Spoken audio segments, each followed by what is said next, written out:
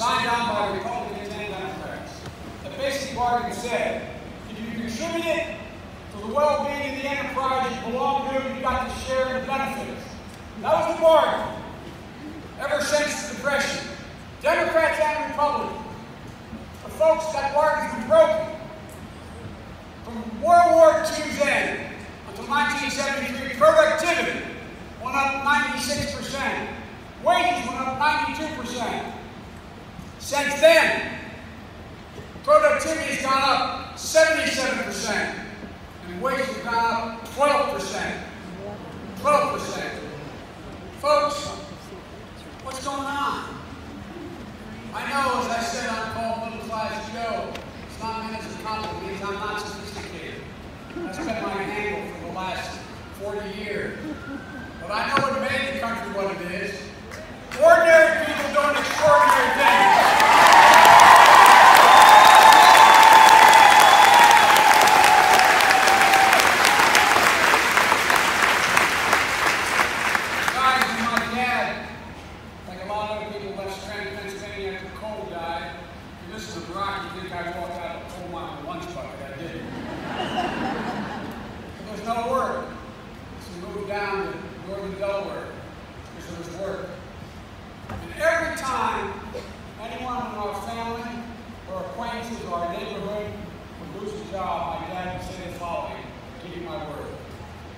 He said, Joe, remember, a job is about a lot more than a paycheck.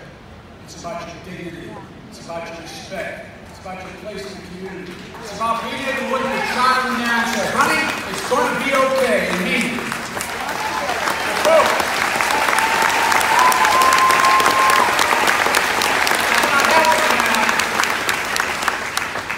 What's happening? Oh, people say globalization, artificial intelligence, Moore's law, etc. I know, you can't find any economists to tell you that it accounts for more than 15 to 25% of the change. I'll tell you what's happening. There's been a steady erosion from the right of the American people to bargain for their own worth. I'm not talking about even union, I'm talking about the right to bargain. Do you realize 40% of workers in America are going to have to sign a non-compete agreement during their work? That means something at Jimmy John's now signed a non-compete agreement saying if I get 5 cents more at McDonald's, I can't take the job. Now what possible reason for that could be other than suppressed wages to benefit the wealthy? 350 the Fortune 500 companies who sign a contract. You've got to agree that you will not discuss the wage you make with any other employee. Why? Because it's to suppress wages. Because if you tell the woman you're standing next to, I made $10 more than you, she will be able to say, I deserve more.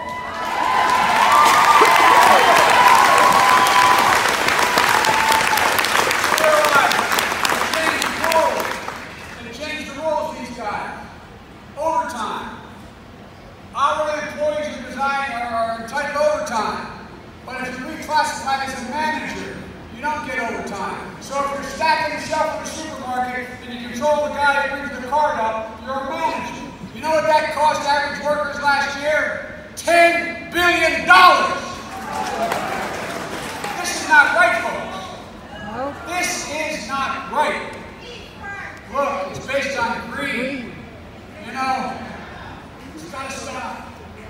We also need to recognize that in the 21st century, education is the only way in the middle class.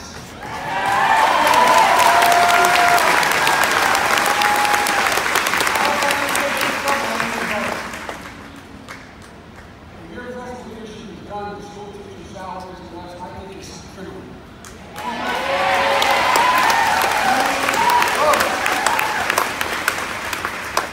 Does anybody think that that beautiful young woman who got caught in the first queue here wondering why you had me here, Mom?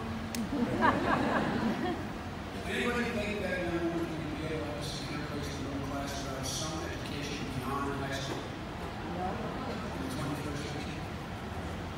Folks, we know 12 years is not enough. We know in our schools we're not teaching shop and how people can work with their hands. Not everybody has to go to college to make a good living. But everybody needs more education. education you're getting now.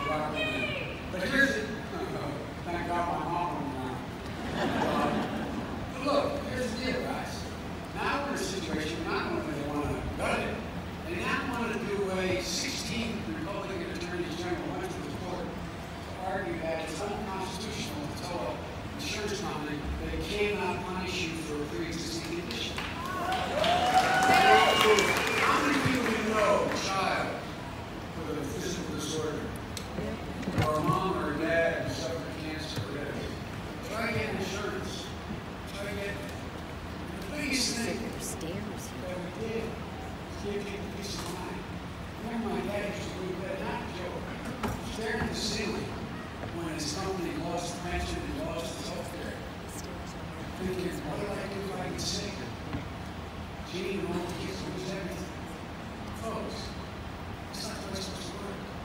I mean, you can easily fold this.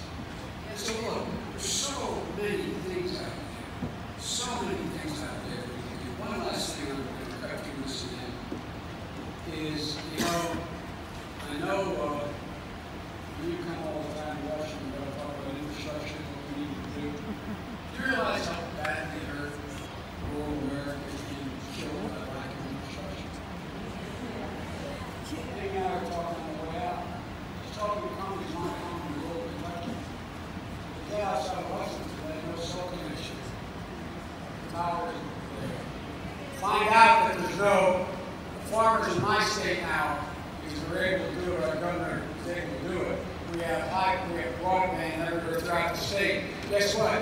You don't have to wait. In the case of my state, it's chickens, hair, baby cattle, baby other things.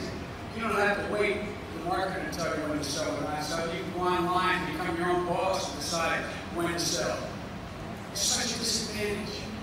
And by the way, if we invest in infrastructure, we rank 29th in the world in transportation infrastructure. The United States of America, 29th in the world. Guys, this is all within our wheelhouse. And if in fact we invest in it, we create millions of middle-class jobs.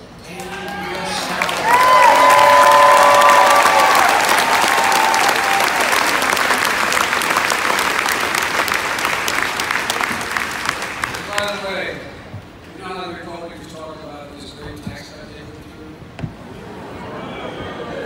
Well, let me tell you, and I said this at the time, and now it's coming into fruition. I said the main reason we're doing this is not just to reward the wealthy friends, it's to be able to eviscerate all the programs we're for and we're against, and they couldn't do it. Medicare, Social Security, whole Medicaid. And here again, everybody said, how's that? Well, this tax bill that they passed created a $1.9 trillion deficit that not a single economist you can find, left, right, or center, will tell you we can sustain over the next 10 years. So, what I've been doing, got to pay for it. Now, you know how they're going to pay for it? You know that little joke about, they ask Willie Sutton why rob banks, he said that's where money is. Well, you know where they get the money? First thing the House Budget Committee did was propose cutting Medicare by $580 billion. Well, listen, hang on, guys. We don't win back the House. Mark my words. You know, 70% of the people in nursing homes are women. Over 70% of them live middle-class lives. And the only way they're still there is they have to sell everything they have. Everything they own, their home, whatever savings they have, any jewelry, whatever. And the only reason they're still able to be there is because of Medicare. You eliminate that Medicare, what happens? I can go on and give you a number of examples. They're serious about it. Next comes Social Security. Mark my words. If you think of nothing else I said, remember I said this. If we do not win back the House, the next major move is a massive cut in Social Security. Folks, these guys know exactly what they're doing, man. They know exactly what they're doing. And here we are. Look.